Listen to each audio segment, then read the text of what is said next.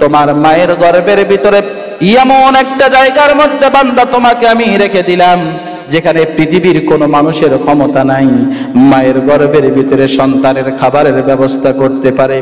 পৃথিবীর কোনো ডাক্তার নাই, পৃথিবীর কোনো ইঞ্জিনিয়ার নাই, পৃথিবীর কোনো শিক্ষাবিদ নাই মায়ের গর্ভের ভিতরে সন্তানের খাবারের ব্যবস্থা করে দেয়। কিন্তু আমি তোমার এমন স্রষ্টা, এমন রব, এমন মালিক, আমি তোমার মায়ের গর্ভের ভিতরে তোমার মাসিক অসুখটাকে, তোমার মায়ের মাসিক অসুখটাকে বন্ধ করে দিয়ে মায়ের নাভির সাথে তোমার নাভিটাকে বান্দা সংযুক্ত করে দিলাম। নাভির ভিতর দিয়ে নাপাক রক্তটাকে পাস করে দিয়ে তোমার খাবারের ব্যবস্থা করে দিলাম। আল্লাহ রাব্বুল আলামিনের দরবারে শুকর ও সুজুদ আদায় করছি যে পবিত্র জুমার নামাজ পবিত্রতা অর্জন করে সকলের আগে মসজিদে আসার তৌফিক দান করেছেন। সেজন্য আমরা সকলেই কালিমাতুশ শুকর আদায় করছি আলহামদুলিল্লাহ। লক্ষ কোটি দরুদ ও সালাম নাজিল হোক বিশ্ব মানবতার দূত, দু জাহানের সরওয়ার বিশ্ব নবী জনাবে মুহাম্মদ রাসূলুল্লাহ সাল্লাল্লাহু আলাইহি ওয়াসাল্লামের প্রতি। সকলেই বলি আল্লাহুম্মা আমিন। মুহতারাম হাজিরিন, সম্মানিত উপস্থিতি, আপনাদের সামনে সূরাতুশ শুরা থেকে একটি আয়াতে কারিমা তেলাওয়াত করেছি। যে আয়াতে কারিমার ভিতরে আল্লাহ রাব্বুল আলামিন বলছেন, মান কানা ইউরিদু হারসাল আখিরাতি নাজিদ লাহু ফি হারসি। যে ব্যক্তি আল্লাহ তাআলার কাছে আখিরাত চাবে, আল্লাহ রাব্বুল আলামিন তার আখিরাতের প্রতিদান বাড়ায়া দিবেন। সুবহানাল্লাহ। ওয়া মান কানা ইউরিদু হারসাদ দুনিয়া নুতিহি মিনহা। আর যে ব্যক্তি দুনিয়া চাবে, আল্লাহ রাব্বুল আলামিন বলছেন হারসাদ দুনিয়া নুতিহি মিনহা, দুনিয়া থেকে অল্প কিছু ওই মানুষটাকে দিবে। এরপর আল্লাহ রাব্বুল আলামিন বলছেন ওয়া মা লাহু ফিল আখিরাতি মিন নসিব। হাসরের ময়দানে আখিরাতে ওই ব্যক্তির জন্য আল্লাহর কাছে কোনো কিছুই থাকবে না। অর্থাৎ যে ব্যক্তি দুনিয়া চাবে, দুনিয়ায় সামান্য কিছু পাবে, কিন্তু আখিরাতে আল্লাহর কিছু আর কিছুই পাবে না। কার ঘোষণা? আল্লাহ তাআলার ঘোষণা। আল্লাহ তাআলা বললেন যে যারা আখিরাত চাবে, দুনিয়া চাবে না, আল্লাহ রাব্বুল আলামিন তাদের প্রতিদান বাড়ায়া দিবে। আর যারা আখিরাত বাদ দিয়ে দুনিয়া আল্লাহ তাআলার কাছে চায়, আল্লাহ বলেন আমি দুনিয়া থেকে সামান্য কিছু তাদেরকে দান করব। কিন্তু দুনিয়া সে পেয়ে গেল, আমি আল্লাহ তাআলার কাছে আর কিছুই পাবে না সে। নাউজুবিল্লাহ বলেন। এক হাদিসের ভিতরে আসছে, রাসূল করিম সাল্লাল্লাহু আলাইহি ওয়াসাল্লাম বলেন, পৃথিবীর মানুষ যারা নাকি দুনিয়ার পিছনে আজকে ছুটতেছে, দুনিয়ার পিছনে এত বেশি ছুটতেছে, ছুটার কারণে এতটুকুন সে সম্পদ পেয়েছে যে একজন মানুষ যদি তার আঙ্গুলকে সমুদ্রের পানির মধ্যে চুবায়, উঠানোর পরে তার আঙ্গুলের মাথায় যে পরিমাণ পানি থাকে, এই পরিমাণ দুনিয়া সে পায়। আর যে ব্যক্তি কোন রকম ঈমান নিয়ে কবরে যাবে, আল্লাহ রাব্বুল আলামিন বলে এই দুনিয়ার 10 দুনিয়ার সমান আমি আল্লাহ তাআলা তাকে দান করব। সুবহানাল্লাহ। এজন্য আমাদের আখিরাত আমাদের চাইতে হবে। আর আখিরাত যদি আমরা পাইতে চাই, তাহলে আমাদের আখিরাতের কাজ করা লাগবে। আখিরাতের কাজ ছাড়া আল্লাহ তাআলার কাছে বান্দা কিছুই পাবে না। এজন্য হাদিসের ভিতরে আসছে, রাসূল করিম সাল্লাল্লাহু আলাইহি ওয়াসাল্লাম বলেন আদ-দুনিয়া মাজরাতুল আখিরা। দুনিয়াটা হচ্ছে আখিরাতের ফসল। অর্থাৎ এখানে যে যত ইবাদত করবে, এর ফল আল্লাহ তাআলা হাসরের ময়দানে কিয়ামতে আল্লাহ রাব্বুল আলামিন তার বান্দাকে দান করবেন। সুবহানাল্লাহ বলেন। আমার ভাইরা, আমার বন্ধুরা, এজন্য দুনিয়া এমন একটা জায়গা, কোন মানুষ যদি দুনিয়া চায় সামান্য কিছু পেয়ে যাবে, কিন্তু যদি বান্দা আখিরাত আল্লাহ তাআলার কাছে চায়, আল্লাহ রাব্বুল আলামিন বান্দার সাথে ওয়াদা করলো, বান্দা শোনো, হে পৃথিবীর মানুষ শোনো, তুমি বান্দা যদি আমি আল্লাহ রব্বুল আলামিনের কাছে আখিরাত চাও, শোনো আমি আল্লাহ রব্বুল আলামিনের কাছে বান্দা যদি তুমি নেক আমল নিয়ে আসতে পারো, আমি তোমার এমন রব, এমন খোদা, এমন স্রষ্টা, ও বান্দা তুমি যদি যাররা পরিমাণ ঈমান আর আমল নিয়ে আসতে পারো, বান্দা শোনো, ও বান্দা আমি আল্লাহ রব্বুল আলামিন তোমাকে এই পৃথিবীর 10 দুনিয়ার সমান একটা জান্নাত দান করব। এজন্য আমার ভাইরা, দুনিয়ার ভালোবাসায় পড়া যাবে না, দুনিয়ার মোহে পড়া যাবে না। দুনিয়ার ভালোবাসায় যে মানুষ একবার পড়ে যায়, আখিরাত তার থেকে হারায়া যায়। কারণ দুনিয়া হচ্ছে মানুষকে আখিরাত থেকে ঢোকায় ফেলে, মানুষকে জাহান্নামের পথে নিয়ে যায়। আল্লাহর হাবিব সাল্লাল্লাহু আলাইহি ওয়াসাল্লাম বলেন, মান আহাব্বাদ দুনিয়া ওয়া সুররা বিহা যাহাবা খাউফুল আখিরাতি মিন কলবিহি। মান আহাব্বাদ দুনিয়া, যে ব্যক্তি দুনিয়াকে মহাব্বত করবে, যে ব্যক্তি দুনিয়াকে ভালোবাসবে, অরসুররা বিহা, আর এই দুনিয়ার দ্বারা আনন্দিত হবে। অর্থাৎ দুনিয়া পেয়ে গেল, মনে করে আমি সব পেয়ে গিয়েছি, নারী পেয়ে গিয়েছি তো আমি সব পেয়ে গিয়েছি, টাকা পেয়ে গেছি তো আমি সব পেয়ে গিয়েছি, বাড়ি পেয়েছি তো সব পেয়ে গিয়েছি। আল্লাহর হাবিব সাল্লাল্লাহু আলাইহি ওয়াসাল্লাম বলেন, ওয়াসুররা বিহা, এরাই দুনিয়ার দ্বারা আনন্দিত হয়। আল্লাহর হাবিব বলে, ওয়াসুররা বিহা যাহাবা খাউফুল আখিরাতি মিন কলবিহি, এই দুনিয়ার দ্বারা আনন্দিত হওয়ার কারণে ওই বান্দার দিলের ভিতরে আখিরাতের ভয় বের হয়ে যায়। আর বান্দার দিল থেকে যখন আখিরাতের ভয় দূর হয়ে যায়, বান্দার দিল থেকে যখন আখিরাতের ভয় দূর হয়ে যায়, ওই বান্দা যখন তখন গুনাহের ভিতরে লিপ্ত হয়ে যায়। বান্দার ইবাদত ভালো লাগে না, বান্দার আমল ভালো লাগে না, বান্দার দুনিয়ার যত চাকচিক্য আছে, দুনিয়ার যত আজে বাজে কাজ আছে, বান্দার কাছে এই সমস্ত কাজগুলো ভালো লাগে, কিন্তু বান্দার কাছে আর নেক আমল ভালো লাগে না। ঠিক না বে ঠিক বলে? একবার যখন মানুষের দিলের ভিতরে ক্ষমতার লোভ আসে, ক্ষমতা পাইতে হলে যদি মানুষ হত্যা করা লাগে, মানুষ হত্যা করতে রাজি আছে, কিন্তু ক্ষমতা ছাড়তে রাজি নাই। ঠিক কিনা কথা বলে? একবার যখন বান্দার দিলের ভিতরে দুনিয়ার মহাব্বত ঢুকে যায়, একবার যখন বান্দার দিলের ভিতরে দুনিয়ার ভালোবাসা ঢুকে যায়, ওই বান্দা আখিরাতকে হারিয়ে ফেলে, বান্দা আখিরাতের আশা ছেড়ে দেয়। এই জন্য দুনিয়া ধরা যাবে না, দুনিয়ার আল্লাহর কাছে কোনো মূল্য নাই। কারণ আমার আল্লাহ রাব্বুল আলামিনের কাছে যদি এই পৃথিবীটা কোনো সামান্য পরিমাণও যদি মূল্য থাকতো, আমার আল্লাহ রাব্বুল আলামিন পৃথিবীর একটা কাফের মুশরিককে এক ফোঁটা পানি পর্যন্ত পান করাতো না। হাদিস থেকে শোনাচ্ছি, আল্লাহর হাবিব সাল্লাল্লাহু আলাইহি ওয়াসাল্লাম মদিনার কোন একটা গলি দিয়ে যাচ্ছিল, প্রতিমধ্যে দেখলেন একটা মরা বকরি রাস্তার পাশে পড়ে আছে, মরে পড়ে আছে। আল্লাহর হাবিব সাল্লাল্লাহু আলাইহি ওয়াসাল্লাম উপস্থিত সাহাবীদেরকে বলল, আমার সাহাবীরা শোনো, এই যে একটা বকরি পরে জমিনের মধ্যে মরে পড়ে আছে, আচ্ছা বলো তো তোমাদের ভিতরে কেউ কে আসো, 1 দিরহামের বিনিময়ে এই বকরিটা তোমরা ক্রয় করবা। উপস্থিত সাহাবায়ে কেরাম বলল, ইয়া রাসূলুল্লাহ, না, আমরা কেউ ক্রয় করব না। আল্লাহর নবী বলল, ও আমার সাহাবীরা, কেন তোমরা ক্রয় করবা না? সাহাবায়ে কেরাম বললেন, ইয়া রাসূলুল্লাহ, ইয়া হাবিবাল্লাহ, এই যে বকরিটা আপনি কেনার জন্য বললেন, এই বকরিটা তো মরে গেছে, সুতরাং এটার 4 আনাও দাম নাই।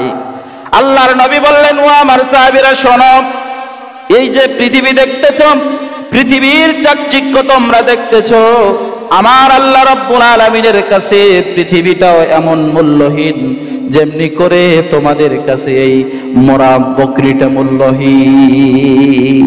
সুবহানাল্লাহ বলেন। তাহলে দেখেন, দুনিয়া আল্লাহর কাছে কি দাম আছে? দুনিয়া আল্লাহর কাছে কোনো দাম নাই। আল্লাহর কাছে শুধু তারাই, দুনিয়ার ওই সমস্ত মানুষেরাই দামি হবে যারা এই নিকৃষ্টতম দুনিয়ায় থাইকা আমার আল্লাহকে একটা মুহূর্তের জন্য বলে যায় না। এই জন্য আমার ভাইরা বন্ধুরা, সর্ব অবস্থায় কার গোলামি করতে হবে বলেন? সর্ব অবস্থা আমরা কার গোলামি করব? আল্লাহর গোলামি করব। কেন আল্লাহর গোলামি করব? কারণ হলো আল্লাহ রাব্বুল আলামিন বলছেন, ও আমার বান্দা শোনো, এই পৃথিবীতে যাওয়ার পরে বান্দা শোনো, শুধু পৃথিবীতে যাওয়ার পরে নয়, বরং বান্দা তোমাকে যখন আমি তোমার মায়ের গর্ভের ভিতরে সৃষ্টি করলাম, ও বান্দা শোনো, সুবহানাল্লাহ বলেন। আল্লাহ রাব্বুল আলামিন বলছেন, ও বান্দা শোনো, আমি তোমার এমন রব, এমন স্রষ্টা, আমি চাইলেই ওই নাপাক রক্তটা তোমার মুখ দিয়ে তোমার পেটের ভিতরে আমি প্রবেশ করাতে পারতাম। ও বান্দা, কেন প্রবেশ করালাম না? শোনো, কারণ হলো আমি আল্লাহ রাব্বুল আলামিন তোমাকে পবিত্র একটা জবান দিয়েছি। ও বান্দা, আমি তোমার এই পবিত্র জবানের মধ্যে নাপাক রক্তটাকে এজন্য লাগালাম না, যাতে করে পৃথিবীতে এসে বান্দা তুমি তোমার জবান দিয়ে আমি আল্লাহর জিকির করতে পারো। সুবহানাল্লাহ। তাহলে দেখেন, যেই রব, যেই মালিক, যেই খোদা, যেই মহান স্রষ্টা আপনাকে আমাকে মায়ের গর্ভের ভিতরে খাদ্যের ব্যবস্থা করে দিল, সেই মালিক দুনিয়ায় আসার পরে এরপরও তিনি আপনার আমার কোনো উপার্জনের ক্ষমতা নাই, চলতে পারি না, আপনি আমি নিজেই খাবারটা তুলে খাবো এই ক্ষমতাও আপনার আমার নাই। আল্লাহ রাব্বুল আলামিন বান্দার দুনিয়ায় আসার পরে এমন জায়গা থেকে খাবারের ব্যবস্থা করে দিল, যাতে করে বান্দার খাবারটা খেতে কোনো রকম কষ্ট না হয়। আল্লাহ রাব্বুল আলামিন তার বান্দার জন্য মায়ের বুকের ভিতরে, মায়ের স্তনে আল্লাহ রাব্বুল আলামিন এমন একটা খাবারের ব্যবস্থা করে দিল, খাবারটা ঠান্ডাও নয়, আবার একেবারে গরমও নয়, কারণ গরম হয়ে গেলে আমার বান্দা খেতে পারবে না, আবার যদি ঠান্ডা হয়ে যায় আমার বান্দা খেতে পারবে না। আল্লাহ রাব্বুল আলামিন মায়ের বুকের ভিতরে, স্তনের মধ্যে এমন একটা খাদ্য তৈরি করে দিল, শুধু খাদ্যই তৈরি করে দিল না, মায়ের স্তনের বোটার ভিতরে একটা নয়, দুইটা নয়, 32টা ছিদ্র করে দিল, যাতে করে আমার বান্দা টান মারার সঙ্গে সঙ্গে আমার বান্দার গলার ভিতরে লেগে না যায়। সুবহানাল্লাহ। ও পৃথিবীর মানুষ, মায়ের গর্ভের ভিতরে যেই মহান মালিক তোমার খাবারের ব্যবস্থা করে দিল, পৃথিবীতে আসার পরে তুমি চলতে পারো না, তোমার কোনো ভাষা ছিল না, তারপর তোমার মা তোমার খাবারের ব্যবস্থা করে দিল, আমি তোমার মায়ের মাধ্যমে তোমার খাবারের ব্যবস্থা করে দিলাম। ও বান্দা শোনো, তোমার ক্ষুধা লেগেছে, তুমি বলতে পারো না। ও বান্দা শোনো, তোমার মা দুনিয়ার কাজের ভিতরে লেগে গেছে, সংসারের কাজকর্মের মধ্যে লেগে গিয়েছে, বান্দা তুমি বলতে পারো না খিদা লেগেছে। ও বান্দা, যখন তোমার ক্ষুধা লাগে তুমি একটা মাত্র চিৎকার দাও, আর এই চিৎকারের ভিতরে মায়ের কলিজার মধ্যে আমি আল্লাহ রাব্বুল আলামিন এমন একটা আঘাত লেগে দিলাম, দুনিয়ার যত কাজ মায়ের হাতে থাকুক না কেন, বান্দা দুনিয়ার তামাম কাজ মা ফেলে দিয়ে সন্তানকে খেতে দেয়। ঠিক না? ঠিক বলেন। তাহলে যেই স্রষ্টা, যেই মহান মালিক, যেই রব আপনাকে আমাকে মায়ের গর্ভের ভিতরে খাওয়ালো, চলতে পারি না এমন মুহূর্তে খাওয়ালো, এখন বলেন তো এই মালিককে যদি আমরা মেধা পাওয়ার পরে, শক্তি পাওয়ার পরে, ক্ষমতা পাওয়ার পরে যদি ওই মালিককে আমরা বলে যাই, সেই মহান রব্বুল আলামিন বলে, ও বান্দা শোনো, তুমি যদি দুনিয়া পাই আমি আল্লাহকে বলে যাও, শোনো আমি আল্লাহ রাব্বুল আলামিন তোমার জন্য জাহান্নাম নামক শাস্তির ব্যবস্থা রেখে দিয়েছি। আল্লাহকে ভোলা যাবে? দুনিয়া পাওয়ার পরে যাবে? ভোলা যাবে? যাবে না। কিন্তু আজকে তো আমরা ভুলে গেছি, আমরা আজকে দুনিয়া চাই, আখিরাত চাই না। কিন্তু আল্লাহর ঘোষণা হলো, বান্দা শোনো, মান কানা ইরিদু হারসাল আখিরাতি নাজিদ লাহু ফি হারসি, যে ব্যক্তি আল্লাহ তাআলার কাছে আখিরাত চাবে, আল্লাহ রাব্বুল আলামিন তার আখিরাতের প্রতিদানগুলো বাড়ায়া দিবে। ওয়া মান কানা ইরিদু হারসাদ দুনিয়া নুতিহি মিনহা, আর যে ব্যক্তি আল্লাহর কাছে দুনিয়া চাবে, আল্লাহ রাব্বুল আলামিন বলে, হারসাদ দুনিয়া নুতিহি মিনহা, আমি দুনিয়া থেকে সামান্য কিছু দিব। ও বান্দা শোনো, শুধু তাই নয়, ওয়া মা লাহু ফিল আখিরাতি মিন নসিব, আর ওই বান্দার জন্য আখিরাতে আমি আল্লাহর কাছে আর কোনো কিছুই থাকবে না। নাউজুবিল্লাহ বলে। তাহলে আমরা দুনিয়া চাই না আখিরাত চাই? বলতে হবে, বুঝেন নাই মনে হয় আমার কথা। আমরা কোনটা চাই? যদি কথা না বলেন তাহলে তো বুঝবো না। আমার ভাষা কি আপনারা বুঝেন? দুনিয়া চান না আখিরাত চান? আখিরাত চাই আমরা সকলে। কি চাই? আখিরাত চাই।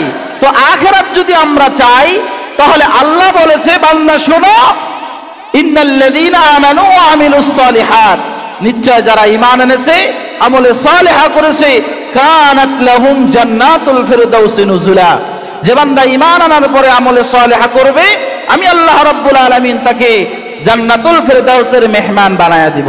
সুবহানাল্লাহ। তাহলে কিসের বিনিময়ে জান্নাত পাওয়া যাবে? আমলের বিনিময়ে, ভালো কাজের বিনিময়ে জান্নাত পাওয়া যাবে। ঠিক নেবে ঠিক বলেন? বান্দা দুটা জিনিসের মাধ্যমে আল্লাহর ইবাদত করে। কয়টা জিনিস বলেন?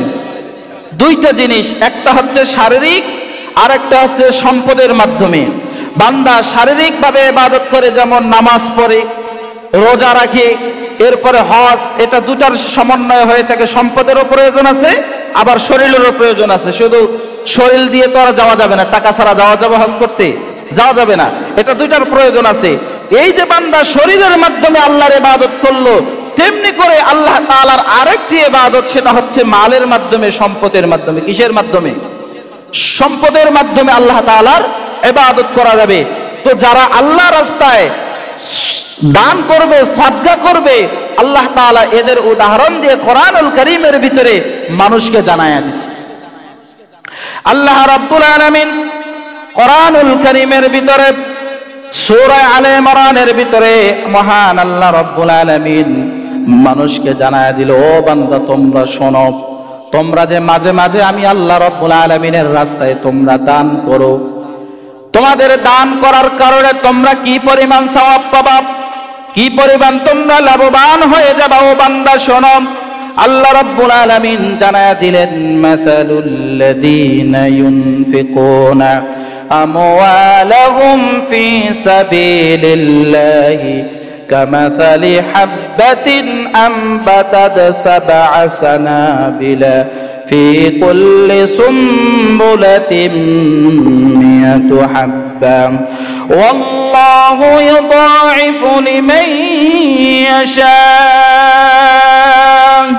ওয়াল্লাহু ওয়াসিউন আলীম। আমার আল্লাহ রাব্বুল আলামিন পৃথিবীর মানুষগুলোকে মেসেজ দিয়ে জানায় দিল, হে পৃথিবীর মানুষেরা তোমরা শোনো, যারা আল্লাহর রাস্তায়, যারা তোমরা আমি আল্লাহর রাস্তায় তোমাদের সম্পদ থেকে ব্যয় করো, এই সমস্ত মানুষগুলোর উদাহরণ হলো ওই কৃষকের ন্যায়, যেই কৃষক একটা বীজ জমিনের মধ্যে রোপণ করলো, ওই বীজ থেকে একটা চারা গজালো, আর ওই চারার মধ্যে ৭টা শীষ ধরলো, আর প্রতিটি শীষে 100 করে ফসল ধরলো। আমার আল্লাহ রাব্বুল আলামিন আয়াত দ্বারা বোঝাতে চায়, ও পৃথিবীর মানুষ শোনো, এই যে একটা মাত্র বীজ রোপণ করার দ্বারা 7টা শীষ হলো, আর 7 থেকে 700 তোমরা দানা পেয়ে গেলা। আমি আল্লাহ রাব্বুল আলামিনের রাস্তায় যারা 1 টাকা দান করবে, আমি আল্লাহ রাব্বুল আলামিন তাকে 1টা নয়, 2টা নয়, 700 নয়, বরং 700 থেকে আরো বেশি সওয়াব দান করি। সুবহানাল্লাহ বলেন। যারা আল্লাহ রাস্তায় খরচ করবে, যারা আল্লাহ রাস্তায় দান করবে, তাদের ব্যাপারে আল্লাহ রাব্বুল আলামিনের ঘোষণা কি? আল্লাহ রাব্বুল আলামিন সূরা আলে ইমরানের ভিতরে আল্লাহ রাব্বুল আলামিন বলল, ও আমার বান্দারা তোমরা শোনো, তোমরা যারা আমার দেওয়া সম্পদ থেকে বান্দা তোমরা যারা আমি আল্লাহ রাস্তায় যারা ব্যয় করবা, ও বান্দা শোনো, তোমাদের কি লাভ হবে? আল্লাহ পাক বলছেন, আল্লাযীনা ইউনফিকুনা আমওয়ালাহুম বিল্লাইলি ওয়ান-নাহারি সিররান ওয়া আলানিয়াতান فلهم أجرهم عند ربهم ولا خوف عليهم ولا هم يحزنون। আল্লাহ রাব্বুল আলামিন বলছো, পৃথিবীর মানুষ তোমরা শোনো, তোমরা যারা আমি আল্লাহর রাস্তায় তোমরা যারা দিনে এবং রাতে প্রকাশ্যে এবং তোমরা যারা গোপনে আমি আল্লাহ রাস্তায় তোমরা যারা সদকা করো, ফালাহুম আজরুহুম ইনদা রাব্বিহিম, তাদের জন্য আল্লাহর কাছে পুরস্কার রয়েছে। জোরে বলেন সুবহানাল্লাহ। শুধু তাই নয়, শুধু তাই নয়, মহান আল্লাহ রাব্বুল আলামিন বলেন, ও পৃথিবীর মানুষেরা তোমরা শোনো যে কিয়ামতের ময়দান বড় ভয়াবহ হবে। এমন জায়গার ভিতরে যারা দুনিয়াতে যারা দান সদকা করবে, আল্লাহ রাব্বুল আলামিন তাদের ব্যাপারে বলে, ওয়ালা খাউফুন আলাইহিম ওয়ালা হুম ইয়াহজানুন, তাদের কোনো ভয় নাই, তাদের কোনো চিন্তাও নাই, তারা দুঃখিত হবে না। জোরে বলেন সুবহানাল্লাহ। তাহলে আল্লাহ রাস্তায় দান করলে লাভ না লস? বলেন কি পরিমাণ লাভ হবে? ও পৃথিবীর মানুষ শোনো, কি পরিমাণ লাভ হবে? কোন বান্দা যদি আল্লাহ রাস্তায় 1 টাকা দান করে, হাদিসের ভিতরে আসছে আল্লাহ রাব্বুল আলামিন তার 1 টাকার বিনিময়ে 10 গুণ থেকে 700 গুণ থেকে এর থেকে বেশি গুণ আল্লাহ রাব্বুল আলামিন তার সওয়াবগুলোকে বাড়ায় দেয়। সুবহানাল্লাহ। আল্লাহ রাব্বুল আলামিন যখন কোরআনুল কারীমের লান তানালুল বিররা হাত্তা তুনফিকু মিম্মা তুহিব্বুন এই আয়াতে কারিমা নাজিল করলো, আয়াতের অর্থ হলো আল্লাহ তাআলা বলছেন যে তোমাদের যেই জিনিসটাকে তোমরা, যেই সম্পদটাকে তোমরা মহব্বত করো, যেই সম্পদটাকে তোমরা ভালোবাসো, এই তোমাদের মহব্বতের জিনিসটা যতক্ষণ পর্যন্ত তোমরা আল্লাহ রাস্তায় তোমরা দান না করবা, ততক্ষণ পর্যন্ত তোমরা সফল হতে পারবে না। আল্লাহ রাব্বুল আলামিন এই আয়াতটা যখন নাজিল করলো, মুফাসসিরিনে কেরাম এই আয়াতের ব্যাখ্যায় বলে, বিররুন যে শব্দ আছে, এই বিররুন শব্দের ব্যাখ্যা করেছে ইমাম ওয়াকি রাহমাতুল্লাহি আলাইহি, তেনার তাফসীরের কিতাবের ভিতরে লেখে যে বিররুন শব্দের অর্থ হচ্ছে জান্নাত। বিররুন শব্দের অর্থ কি? জান্নাত। বিররুন শব্দের অর্থ কি? জান্নাত। ইমাম ওয়াকি রাহমাতুল্লাহি আলাইহি তেনার তাফসীর গ্রন্থের ভিতরে তিনি এটার ব্যাখ্যা করেছে যে বিররুন শব্দের ভাব অর্থ হচ্ছে জান্নাত। অর্থাৎ আল্লাহ তাআলা এই আয়াতের ভিতরে বলতেছে যে তোমাদের পছন্দের জিনিসটা যতক্ষণ পর্যন্ত তোমরা আমি আল্লাহ রাস্তায় ব্যয় করবা না, ততক্ষণ পর্যন্ত তোমরা জান্নাত পাবা না। এই আয়াতে কারিমা যখন নাজিল হয়ে গেল, এই আয়াতটা যখন নাজিল হয়ে গেল মদিনার মধ্যে, আনাস ইবনে মালিক রাদিয়াল্লাহু তাআলা আনহু, আনসার যত সাহাবী ছিল সমস্ত সাহাবীর ভিতরে আনাস ইবনে মালিক রাদিয়াল্লাহু তাআলা আনহু সব থেকে ধনাঢ্য একজন সাহাবী ছিল। মসজিদে নববীর সামনে একটা তার বাগান ছিল, বাইরুহা নামক একটা বাগান ছিল, যেই বাগানটা তার সব থেকে বেশি প্রিয় ছিল, পছন্দের একটা বাগান ছিল। এই আয়াত যখন নাজিল হয়ে গেল, মালিক আনাস ইবনে মালিক রাদিয়াল্লাহু তাআলা আনহু বিশ্ব নবীর কাছে চলে গেল, ইয়া রাসূলুল্লাহ, ইয়া হাবিবাল্লাহ, আল্লাহ রাব্বুল আলামিন কোরআনুল কারীমের আয়াত নাজিল করেছে, তোমাদের পছন্দের, তোমাদের ভালোবাসার সম্পদ যতক্ষণ পর্যন্ত তোমরা আল্লাহর রাস্তায় খরচ করবা না, ততক্ষণ পর্যন্ত তোমরা জান্নাত লাভ করতে পারবা না। ওগো আল্লাহর নবী, এই আয়াত নাজিল হয়ে গেছে, আর এই মদিনাবাসীর ভিতরে আমি আনাস ইবনে মালিক সব থেকে ধনাঢ্য ব্যক্তি, আমার কাছে মসজিদে নববীর সামনে যে বাগান বাইরুহা নামক যে বাগানটি, এটা আমার কাছে সব থেকে প্রিয়, সুতরাং আমি আল্লাহর কাছে এই বাগানের বিনিময়ে জান্নাত চাই। ওগো আল্লাহর নবী, এটা আমি আপনাকে দিয়ে দিলাম, আমি সদকা করে দিলাম, আপনার যেখানে খুশি আপনি সেখানে ব্যয় করে দিন। আল্লাহু আকবার। এই কথা যখন রাসূল করিম সাল্লাল্লাহু আলাইহি ওয়াসাল্লামের কাছে আনাস ইবনে মালিক রাদিয়াল্লাহু তাআলা আনহুমা তিনি বললেন, তখন আল্লাহর নবী বললেন, বাহ বাহ, কত চমৎকার কথা, হে আনাস ইবনে মালিক, তুমি তো বড় নেকির কাজ করেছো। তখন আল্লাহ রাসূল বলল, হে আনাস ইবনে মালিক, শোনো, এই তোমার এই বাগানটাকে বরং তুমি একটা কাজ করো, তোমার আত্মীয়স্বজন, তোমার পরিবার, তোমার অধীনস্থ যারা আছে, তুমি এদের মাঝে বন্টন করে দাও। তখন এই আনাস ইবনে মালিক রাদিয়াল্লাহু তাআলা আনহু তিনি তেনার আত্মীয়স্বজন গরীব যারা ছিল তাদের মাঝে বাগানটাকে বন্টন করে দিল। বলো সুবহানাল্লাহ। তাহলে সাহাবায়ে কেরাম তারা দুনিয়া চায় নাই, আখিরাত চেয়েছে, তাদের সব থেকে প্রিয় বস্তুটাকেও আল্লাহ রাস্তায় তারা সদকা করে দিয়েছে। ঠিক কিনা কথা বলেন? তাহলে আমরাও যদি আজকে আল্লাহর কাছে জান্নাত পাইতে চাই, আমাদের প্রিয় বস্তুগুলোকে আল্লাহ রাস্তায় খরচ করা লাগবে। লাগবে কি লাগবে না বলেন? ভাইরা আমার, বন্ধুরা আমার, আল্লাহর রাস্তার ভিতরে এমন কিছু জায়গা আছে যে জায়গাগুলো সব থেকে আল্লাহর কাছে বেশি প্রিয়।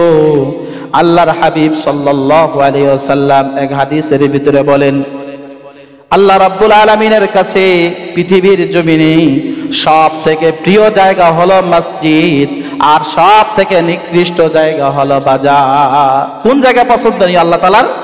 মসজিদ হচ্ছে আল্লাহ তাআলার কাছে প্রিয় জায়গা, আর বাজার হলো কি?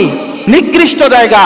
আর এই মসজিদের ব্যাপারে রাসূল করিম সাল্লাল্লাহু আলাইহি ওয়াসাল্লাম বলেছেন, যে ব্যক্তি এই মসজিদ নির্মাণ করবে, কি করবে? মসজিদ নির্মাণ করবে, আল্লাহ রাব্বুল আলামিন ওই বান্দার জন্য জান্নাতি একটা ঘর নির্মাণ করবে। জোরে বলেন সুবহানাল্লাহ।